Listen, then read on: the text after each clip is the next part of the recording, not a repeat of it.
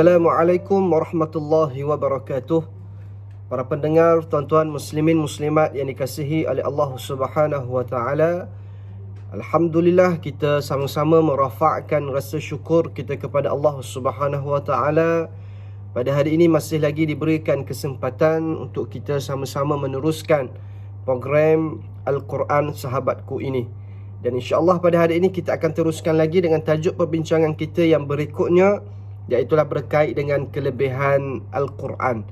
Tuan-tuan yang dikasihi oleh Allah Subhanahu wa taala sekalian, Al-Quran merupakan kitab suci yang mana banyak kelebihan dan peranannya. Antaranya ialah yang pertama, Al-Quran ini ialah sebagai pemberi syafaat dan juga sebagai penghujah kepada kita semua di hari akhirat nanti. Sabda Nabi sallallahu alaihi wasallam, Al-Qur'anu syafi'un musyaffa' wa mahilun musaddaqun man ja'alahu amamahu qadahu ilal jannah wa man ja'alahu khalfa dhahrih saqatahu ilan nar. Hadis rawahu Ibnu Hibban. Hadis ini yang bermaksud, tuan-tuan dikasihi oleh Allah, Al-Quran adalah pemberi syafaat, yang mana syafaatnya akan diterima, dan Al-Quran ini juga sebagai penghujah, yang mana hujahnya akan disokong. Barang siapa yang meletakkan Al-Quran di hadapannya, maka Al-Quran akan memandunya ke syurga. Dan barang siapa yang meletakkan Al-Quran di belakangnya, maka Al-Quran akan mencampakkannya ke dalam neraka.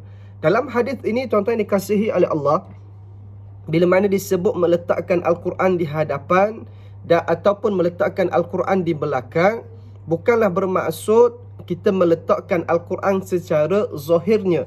Akan tetapi yang dimaksudkan meletakkan Al-Quran di hadapan adalah orang yang sentiasa menjadikan Al-Quran ini sebagai rujukan ataupun panduan, sebagai hukum dalam kehidupan sehariannya.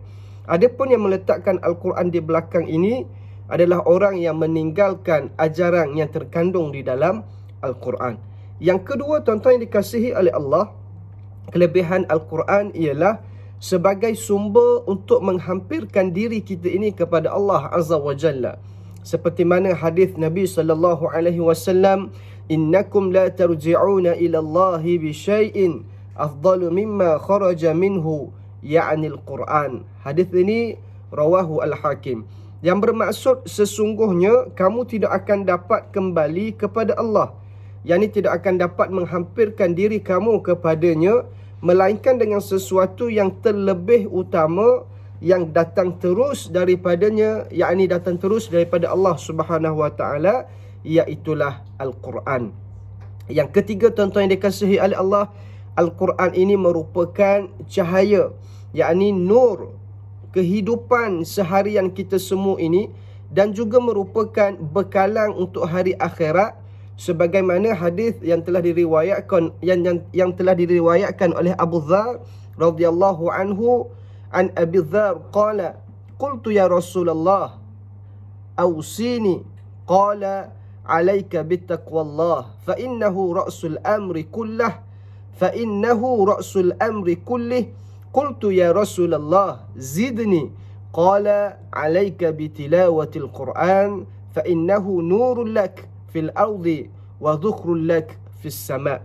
Hadis ini diriwayatkan oleh Ibnu Hibban, yang bermaksud Abu Dzar berkata bahawa beliau telah meminta Rasulullah sallallahu alaihi wasallam memberikannya satu pesanan, yakni satu wasiat ataupun nasihat.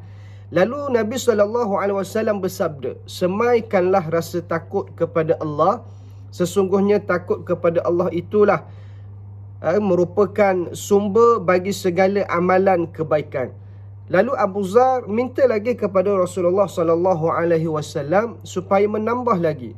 Nabi bersabda, hendaklah kamu membaca Al-Quran kerana ia adalah cahaya bagi kamu di bumi, yakni bagi kehidupan kamu di atas dunia, dan juga bekalan untuk kamu di langit, yakni bagi kehidupan kamu di hari akhirat. Itu yang ketiga. Dan yang seterusnya, yang keempat, tuan-tuan yang dikasihi oleh Allah, Al-Quran merupakan sebagai kemegahan umat Islam, seperti mana sabda Nabi sallallahu alaihi wasallam, inna likulli syai'in syarafa yatabahuna bihi wa inna baha'a ummati wa syarafahal Quran. Hadis rawahu Abu Naim. Yang bermaksud sesungguhnya bagi setiap sesuatu ada kemegahan yang mana manusia berbangga dengannya, dan yang menjadi kemegahan dan kebanggaan umatku ialah Al-Quran. Tuan-tuan yang dikasihi oleh Allah Subhanahu Wa Taala, hari ini kita telah mengetahui ada 4 perkara yang mana menceritakan tentang kelebihan Al-Quran. Dan yang paling penting sekali adalah Al-Quran merupakan pemberi syafaat dan juga penghujah kepada kita semua di hari akhirat. Maka untuk mendapatkan hujah ataupun untuk mendapatkan sokongan ataupun untuk mendapatkan syafaat daripada Al-Quran di hari akhirat nanti, maka di atas dunia ini, kehidupan seharian kita, janganlah kita tinggalkan bacaan Al-Quran. Kerana Quran itulah akan menjadi hujah kepada kita semua di hari akhirat.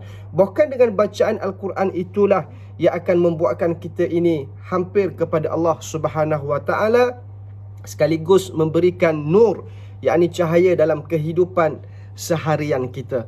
Moga memberikan manfaat kepada kita semua untuk terus beramal dan untuk kita terus sentiasa membaca Al-Quran demi mendapatkan syafaat ataupun mendapatkan kelebihan-kelebihan yang telah kita nyatakan sebentar tadi. Moga kita bertemu lagi untuk siri yang akan datang, insya-Allah. Terima kasih kepada tuan-tuan yang sentiasa setia dan mendengar rakaman ini. Manfaat ilmu ini semoga dapat dikongsikan kepada yang lain, insya-Allah. Moga menjadi panduan dalam kehidupan kita, insya-Allah. Terima kasih. Assalamualaikum warahmatullahi wabarakatuh.